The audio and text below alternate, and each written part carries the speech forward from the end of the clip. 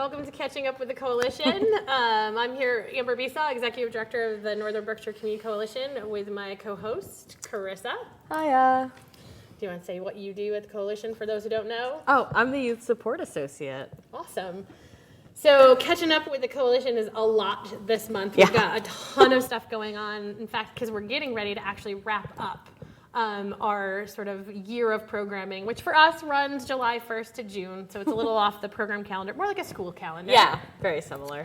So we thought we would catch you guys up with some of the cool things that happened this year, and also preparation for the big event next month, which we are very excited about, which is our annual meeting. Yay! So Friday, June 17th will be our annual meeting. That's an open invitation to the community. We want people to be in the room, hear in person what we've been doing, what we're up to, and sort of the great news that we have to share, because it's always great to celebrate. On the screen, you will see there's a registration link, so you can go online and register. If you're not computer savvy and you're like, hey, I don't like using the computer, you can always call our office, and we're happy to register you and get you on that list. Yes. And it is important to register because we would like you to have a name tag, and there is our number. So if you need to call us, you can find us at 413-663-7588. But it's a good time. We're super excited. Grazzi's going to be catering our lunch for us. Bailey's Bakery is making giant cupcakes for us. We were sad that Dan Cortez, who was supposed to be our keynote speaker, isn't able to join us. And so backup plan, actually One Berkshire, and Jonathan Butler from One Berkshire is going to be helping us with sort of a keynote presentation, if you will. So, and more on that later. It's going to be really cool. It is going to be cool. But let's catch up with current stuff before we get into the year. What do you got going on? Goodness. It was so funny when we decided that this is our theme for today's show. We kept making a list, and then we were like, oh, we got to cut back. It's like there's so much going on. So much to talk about. So this week we are wrapping up all of our youth programs and our school year programs, and I'll explain why I put caveats, because there's something coming up. It's been a really amazing year for youth programming. It's a fantastic year for youth. We were really lucky because I think we were really nervous, in the midst of the pandemic, like keeping things virtual, not doing virtual. Some young people not coming back to the space, but this year we saw an influx of young people that are like totally new to us. Like something that comes to mind is we had a young person, we were in the middle of our Wednesday programming teen writing workshop, and this teen just walks in. No idea who this kid is, no idea. And I went, hi, are you looking for us? And he was like, I think I'm here to write. And I was like, solid, take a seat, and has just stayed, which was awesome. The coolest thing. So we love the wanderers. Yes. Children, adults, senior, it doesn't matter who you are. No. We love it when people wander in because it usually is an interesting conversation. Yeah. And if you saw the last show that we did, I did it with Harry, who's our other facilitator for teen writing. We talked a lot about wanderers are kind of our thing. Yeah. So yeah, we're wrapping up all of our youth programming. It's been a fantastic year for us. We do have some exciting numbers. What did we say? Over 40. Yeah, we served over 40 young people this year, and we say over 40 because this number didn't take in the random young people that I met at the Roots Teen Center, or the young people I would help downtown, and all the other places in which youth supports happen. So that's really incredible. I feel really lucky to have been able to do that this year.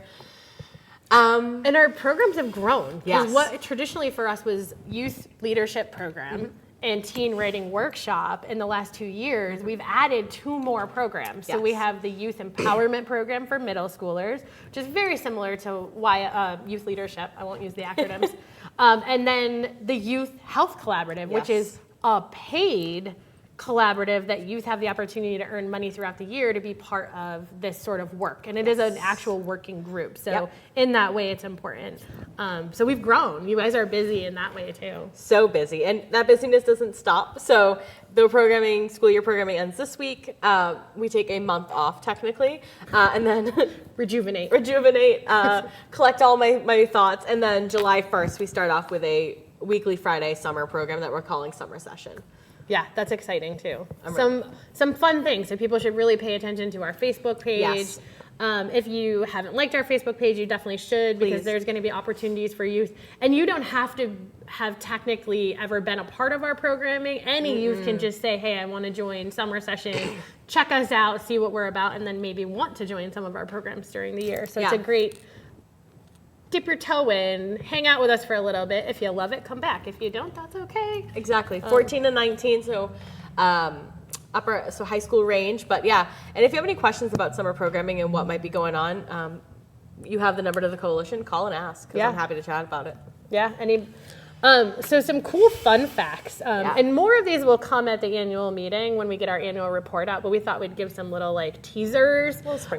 We were super excited at this point, our numbers for the year. So the coalition as an organization, we say served and engaged, because we do a lot of direct services, and then there's a lot of engagement that happens in our working groups and our forums, through our newsletters and through other stuff. But we've estimated this year, we've engaged and served about 6,943 people across North Berkshire, which, I think is amazing when you think about the pandemic and some of the challenges that we've experienced and some of the ways in which we had to go hybrid and then fully virtual. And, our forum engagement has been down in the last year. We really sort of edged in around that 35 to 45 mark for people. We are hoping that people will re-engage next year. Give them some time. Yeah. You've got the summer, spend some time in the sun, get some fresh air, relax, unwind, and then come back in September. Yeah. Back to the business. Yeah, so we don't do forums over the summertime.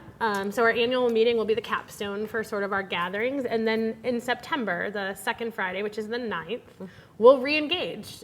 Go back to that 10 to 12 time frame at the Terra Nova Church space at 85 Main Street. We'll regather and we'll start our community assessment, and then we'll get right into what's going on. Although this year we're going to be asking some additional questions. We're going to be talking about the time of day of our forums, and also asking folks if they'd like to see more of a series. So is there a topic where they'd like to see more than one forum on that topic? Or stay with our traditional, a different topic every month. So we're looking to be flexible and kind of hear from the community what works best.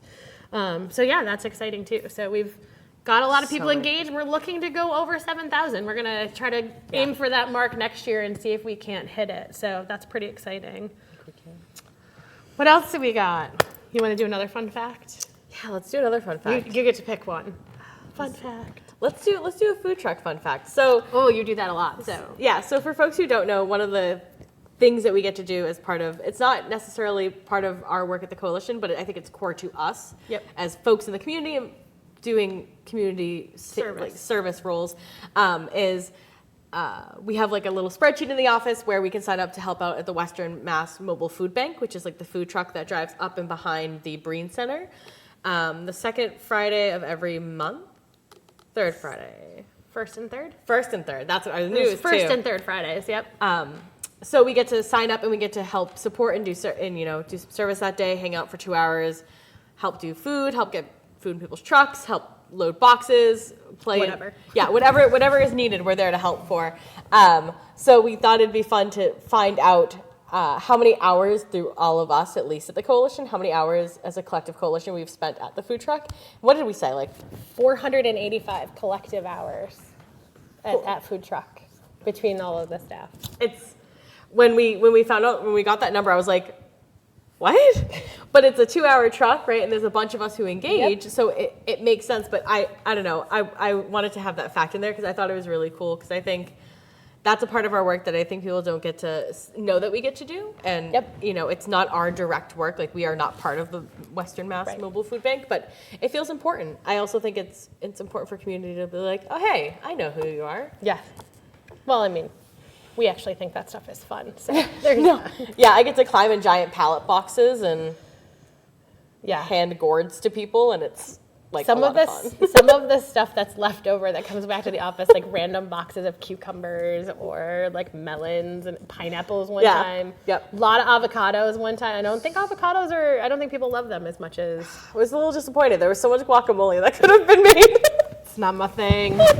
So some other exciting things, and now that the weather's getting warmer and, we're certainly getting back to sort of that summertime activity-based stuff, downtown bike arounds have started again. So Jessie Byrne, our health and wellness coordinator who oversees our bike collective, she is getting those started. So after the bike collective hours end, which you'll see some workshops coming up, from 5:30 to 6, so it's about half an hour. People can meet at the North Adams Armory in the back, which is where the Bike Collective doors are. Yes. And they bike around North Adams and just get an opportunity to help engage the community to see that biking is a thing. It's important around here for drivers and cyclists to remember the rules of the road and how to coexist in those spaces. If you ride a bicycle in North Adams or in the surrounding communities, please stay off the sidewalk. That is not where you belong. And if you see someone, please kindly remind them that is not where they belong. Yes. Bicycles belong on the roads, and cars need to share those roads with those of us who ride bikes. So it's a great opportunity. If you have a kid that's just learning how to ride their bike and you want them to learn these rules of the road and how to do things, it's a great opportunity. It's a free little fun activity on a Monday night. And that'll be every Monday night. We also have the Mayor's Fitness Challenge coming up. Mayor Maxie, if you haven't seen her likeness around town with her dog, it's awesome. So fantastic. She's got some great stuff that she's come up with that she wants to do, and so we've been happy to partner with her on this. So thank you, Mayor Maxie, for all of your work. Yeah, thank you. So the coalition will have a team. We hope other people will grab their workplaces and grab a team, or with your friends, compete with other people, be healthy for the month of June. Yeah. It's a great time to get back into it. And challenge yourself a little bit. Challenge your coworkers too. I know that we were talking about, having an off, out of work space, but a coalition team, because we thought that feels good and important. And I'm really excited because, we get to see some of the challenges, and there's some I already know. I'm like, I'm going to smoke the competition. I'm already ready for it. We've got some competitive people in the coalition, secretly competitive. They don't like to let it out, but it's in there, definitely. It's worth it. It's so much fun, and it's been a little while since we've been able to do this event, so it feels really exciting to be able to have the event again. And along those lines of activity, summer basketball is coming. Yes. So while Tim Schiebler is stepping away for a few months to become a dad with his wife, Jess Sweeney, so congratulations to both of you, he'll be gone. We are going to keep the work that he does going, and summer basketball is going to be happening. So Mohawk Forest, Brayton Hill, Greylock neighborhood, Uno neighborhood, there's going to be teams. If you have a youth 9 to 13, 9 to 13? Yep. If you want to play basketball this summer and you're not doing anything else, it's a great chance. It's free. You get a t-shirt, you get to play basketball, we get to take you around to the different neighborhoods. That's coming back. And speaking of summer basketball, actually, we are currently looking for coaches for summer basketball. So if you know any young people, 17 to 20. 18. Oh, sorry. 18 to 21. 18 to 21 that either played basketball in high school, have a hobby, they really love it. Please call the coalition and let us know, because we really want to hire youth coaches for this. It's a really great mentoring. Paid. It's a paid position, so it's a way for a youth to earn some extra money in the evenings, a couple nights a week. I think it's 2 games and a practice, so it's like 3 nights a week that you have to commit to doing this. You could certainly do more if you wanted to, but it is a paid position. So if you know a youth that just wants to pick up some extra cash this summer and work with kids, maybe they're interested and that's what they want to do when they go to college, we would love to have them. So spread the word. Wow, what else do we got? I feel like we're just jumping so much stuff in here. So much. I want to talk a little bit about the hub. This is a cool project. Again, we'll talk more about this at the annual meeting, but just sort of as a teaser, the coalition, with the help of the Berkshire County Sheriff's Department, did some training in December, brought out the Chelsea hub. There are, I think, 36 people that sit in the Northern Berkshire Hub table. These are different providers: law enforcement, social service, mental health, substance abuse, EMS, you name it. Schools. Our schools are also most of the Northern Berkshire schools are at the table. The whole point of this project, it was a really cool we knew that there was a gap for some folks in our community who, and not that there wasn't services that they could utilize, but there was this access gap. Yes. They weren't getting there, and they are at what we would call an acutely elevated risk. So harm is imminent to them or to someone else in their life, or because of them even potentially. And so this is a way for the community to come together, people that might engage with these folks through law enforcement, EMS, medical emergency, crisis, mental health. Or for the coalition, sometimes we get folks, like we said, that walk in and say, I'm in need. They can get referred into this hub table. It's all de-identified information. They can consent to being presented at the hub or not, and I'll explain why that is. We might want to say what de-identified means. Oh, That's a great point. It means we interlingo. take out any kind of names or information that would identify right off the top who that person is. Exactly. So we present them by gender, an age range, race and ethnicity, and also language of origin, because some of our folks in our community don't speak English. And that's important for us to know if we're going to be providing services, what kind of extra stuff we might need to have so it makes it accessible, like an interpreter or something. So this information gets presented. What are their risk factors? What are the things that are leading to the need that they have? And then the hub table, whoever those folks are at the time, have to have full consensus, so uniform consensus that this person meets an acutely elevated risk, that the harm will continue if we don't do something. And once those criteria are met, we can move that discussion to an identified discussion. So the name, the date of birth, and the address of that individual is given, and the hub table can say, do we know this person? Are there people that are aware of services that they're getting within the community? And then a team is created off of that. So people say, yes, I can provide a service. Yes, I can help this person. This is the work that I do. That team is then created, and that conversation doesn't go any further. So we don't sit at the table as 30-something people talking about this person. The point is to figure out who needs to be in that conversation. It's a need to know. Need to know. And then once that team is developed, we say, okay, it moves off to a filter for. There are filters on this, but I won't get into that. It moves off to that, and then only the people who need to know, only the people who can provide a service to that individual, then participate in that conversation in depth to figure out what is going to happen, because you have 24 to 48 hours to find, locate, and talk to that human about what's going on and how we can get them the services that we need. We started in January, and as of this morning, we have 27 situations that our hub table has intervened with. Most of them have been very successful, and most people have been very cooperative. They've been willing to engage, and they want the help. Some people have said no thank you, and that's okay. It's voluntary. They don't need to. Yeah. And if they decline, that's it. It's closed, and it moves on. Once the hub team is convened and they connect them to services, they're also closed. That's the hub's job, is simply to get them to services. It's not to case manage them. That is the service provider's job. The work of the people. Right. And so we let people do their jobs. But this is really meant to intervene intentionally. And it's been really great. And I think building the relationships among our community providers has been great. We are starting to see some themes and some things that we think are maybe concerning in our system that we want to bring out and say, how do we address this? Yes. For better access and efficiencies, and also better practice, which is important. And I think that one of the things I think we're going to be seeing with the hub is something that I think we hear from our community a lot, which is too many people, too many cooks in the kitchen, right? Too many service providers in one space, all working with the same person, and they had no idea that one another was working. And that's happened. And that's happened. So I think that this is also a way in which we won't be duplicating efforts. We will be making sure that the efforts are combined so that all the work goes into, supporting this person.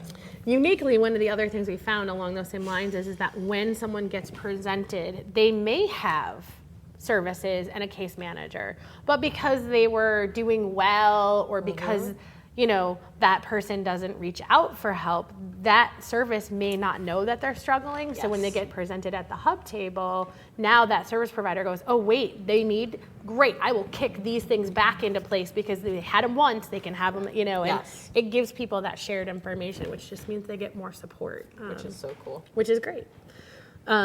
Not perfect. There are definitely some things that we are coming across that we're like, wow, we don't really know what to do with that. And so it's a lot of problem solving. But the community providers are very engaged and supportive. And so it's good work, and we're happy to be the facilitators of that. So, and we meet every week. So it's an every week standing 9:00 on a Tuesday meeting. And people write it in their calendars. And, if you can be there, great. If not, that's okay. But most people catch up with us later. Did you need me for anything? Can I help with anything? And so, it's pretty cool. It's a great system. Pretty excited about that. I am too. I think it's worth it for our community. Yeah, I think and it engages the whole region. So it's not just North Adams, because we know our folks, it's Northern Berkshire EMS, right? Like they're not just serving North Adams. So it's really engaging. And we've picked up Lanesboro in this process and really built that relationship with the town of Lanesboro, which has been nice. So yeah, it's pretty exciting. It is exciting. I'm happy about it. Yeah. All right. I'm trying to think. Goodness, there's so many things. I know. What do you want to pick up next? We talked a little bit about the annual meeting. We did. Okay. Ooh, you want to talk about resource guides and the new one? Oh, we could talk about resource guides. Go ahead. I'll let you do that. So, if folks are not familiar, y'all should be. Something that the coalition has and something that's been a staple of our work is our Big billboard on River Street. Giant billboard. Cannot miss it. If you do, please talk to me. We have community resource guides, and this has been a staple of the coalition for quite some time because we've realized that people need access to services. Usually it's numbers, addresses, places, and things. And we figured, the best opportunity is to put all those things together, make it a really nice organized book, and then people can just have them. So one of our practices is to go back through the resource guide, clean up anything, offices change, people change. Yep. Services change. Service providers change their names. And we add to things. So every year we try to add something new that was missing from the resource guide. I know the last time we did this, we added natural resources like where you can go Recreation, for recreation trails and everything like that, which is amazing. So our social media guru and all-around good egg, Susie, has been really working hard on putting together our new resource guides, which are dropping in June. Yes. And they have new sections. New sections. So this year, there will be, thank you to Lindsay, our youth prevention coordinator, there's going to be a whole map of recovery meetings in North Berkshire.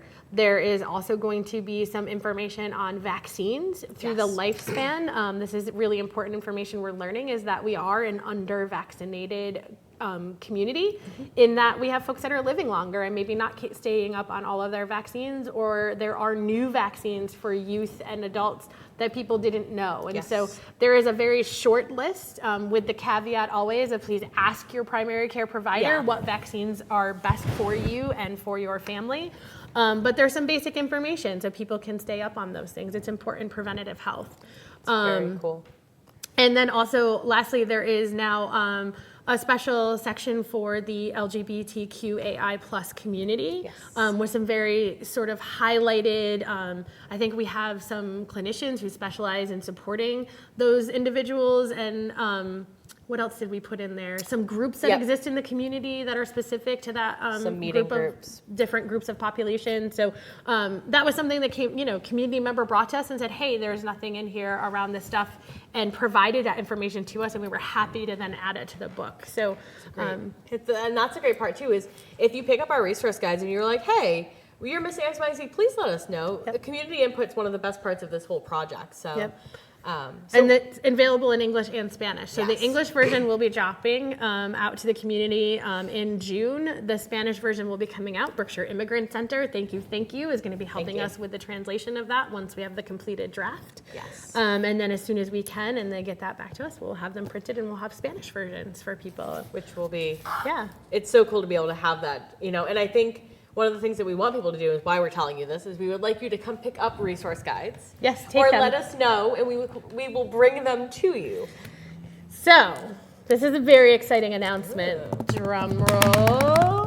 The coalition was able to receive funding this last year, and so we will be mailing a resource guide to every household and business address in North Berkshire. So exciting. You'll get one at home. And then provided to you. Right. And then once you see that, our hope is that then you'll see the value in making sure that other people can have them. We know that not everybody, people move and things of that nature. This is just one way in which we're trying to make sure that the community is aware that this exists. So we're really excited to do that. And that also will be rolling out hopefully in the mid to late June. Yeah. And that also says something for your office spaces too. If you work in a doctor's office, a dentist's office, massage therapy, a nail salon, doesn't matter. Have some resource guides on hand, let them, have them there so people can take them. If you need more run out, please tell us. Like seriously, we make enough so that everybody can have them because they are so important. We have a lot of community businesses that come to us and, we've taken them more because it's not just the community that comes into their business, but folks, let's face it, right? Like sometimes our employees and the people who are working with us need help. And so this is a great opportunity to share this with other people and make sure that they have what they need, along with the community members who come in our doors, but also for the people you're working with or employing. It gives them information. So. Your day to day. Yeah, absolutely. So resource guides. Ta-da! So exciting. All right, what else do we got? Community outreach volunteer training. Yeah, just is wrapping up. It's wrapping up. This is a 6-month training we provide. Annie Rogers, kudos to Annie, shout out, has been our facilitator for the last couple of years, getting us back online with this training. And they're going to be graduating 8 new community outreach volunteers this cohort in June, end of June. Yep. They'll be graduating. It is a free training to help give skills and information to anybody who wants to volunteer in the community and feels like maybe they could just use a little help getting in. It prepares people to be in community and around community. Know the systems. Know and the different organizations in place that you can reach out to for support and things like that. And build some leadership skills. Yes. So if that's something you've never really done before and you're like, I would love to like join a board or be active on a board or a committee, this training actually can give you those skills. It is quite a time commitment, we understand that, but there's a lot of information to give folks. And it's free, so they start in January, and they'll be recruiting probably towards fall for the next cohort, so keep that in mind. And if you have questions about this or questions about anything we've talked about, I know we've given you a lot of information. Our website is provided somewhere. I think it's still up here. There it is. There it is. And our phone number, 413-663-7588. You can call us if you have any questions. If you're like, oh, you talked about that one thing, but what was it again? Please call us. We're happy to answer those questions. Yeah, we know we're like brain dumping. Speaking, though, of brain dumping, I would be remiss not to mention that all year round, we collect neighborly recognitions. Yes. So if you know someone who's done something great, a business, a youth, someone who supports families, someone who's just nice to their neighbors, and you're like, man, I just wish we could like recognize people and celebrate what they do, you can. You can. And you should. And you should. So the coalition does a Neighborlies event. It's a community recognition night every year in November. It's the week before Thanksgiving, Wednesday night. I believe MCLA will be hosting us again. This is exciting. So cool. It's a fun time, and it's a lot of like positivity, which frankly we need. We need a lot of it. There's so much good that happens, and it goes unnoticed in the waves of bad news constantly, that this is a really great thing to do. So please reach out to us. I believe the recognition form is on our website. You can certainly call us. It's pretty short and sweet. Just tell us who they are, what they did, and what category. You'll see the categories there. And we'll make sure they get a certificate and their name gets read out loud, and we recognize them publicly for the good things that they're doing. And it's just a fun time. So cool. Keep them coming. We definitely need to see more recognitions this year. More good things to celebrate as we're going in. Oh my gosh. Yeah. Last minute. Oh my goodness. So again, please call us if you have any questions about anything. Join us or consider joining us for our annual meeting. Yes, we'd love to see you. We want to keep making connections, and we want to celebrate the last few months that we've had at NBCC. And there's so much going on over the summer too, so stay tuned. Yeah, definitely like our Facebook page if you're a Facebook person. Subscribe to our newsletter. We send out a weekly e-zine blast. It keeps you in the loop on things. It's just good. You can just see what's happening. And then always feel free to reach out to us and tell us what's going on and let us know what we can do. Yeah. Because that's how it works for us. So. You can also just stop up, come in and say hello and meet us. Oh yeah. Come say hi. We have good snacks. We have so many snacks. So many snacks. So it's good to see you guys. Thanks. See you soon. Thank you.